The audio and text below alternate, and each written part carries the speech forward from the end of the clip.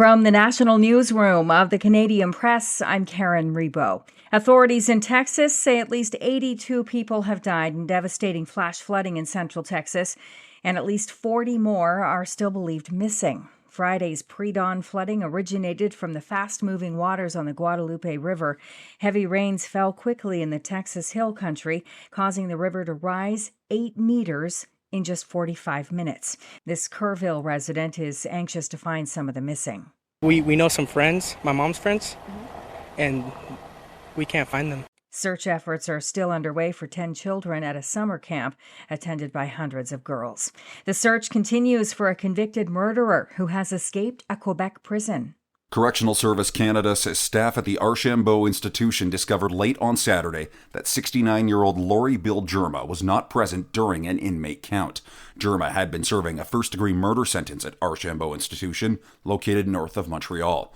Ontario Provincial Police say they're assisting in the investigation and believe Germa may be in southwestern Ontario, specifically the South Bruce or Hanover areas. David Bowles, The Canadian Press.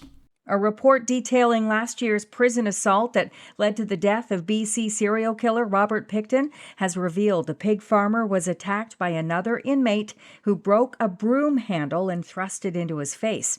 The Board of Investigation says the 74-year-old was assaulted as medication was being distributed across his unit at Quebec's Port Cartier Institution in May of 2024. The premiers of Alberta and Ontario will meet in Calgary today to sign two new memorandums of understanding.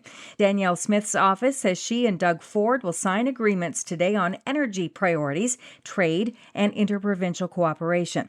The pair were together at a roundtable in Calgary yesterday. Smith will be doing some Calgary Stampede things this morning. Yahoo!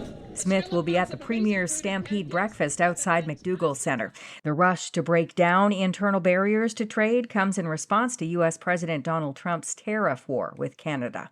A new report by the Canadian Centre for Policy Alternatives is dismissing moves by the federal government and Canada's premiers to break down internal trade barriers as little more than political theatre.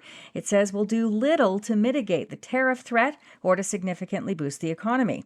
It lands just ahead of the country's internal trade ministers meeting in Quebec City this week. Rogers Stadium will welcome tens of thousands of Coldplay fans tonight for the first of 4 shows by the British rock band, as organizers say they are making adjustments to improve crowd control at Toronto's newest outdoor music venue. After its inaugural concert last Sunday, some attendees said it took up to 2 hours to exit the stadium as the site and transit services seemed ill-equipped to handle the large crowds. Concertgoers also complained about limited access to water. Live Nation Canada, which operates the stadium near Downsview Park, says it'll be adding more signage, staff, and water stations to improve the fan experience. This is the Canadian Press.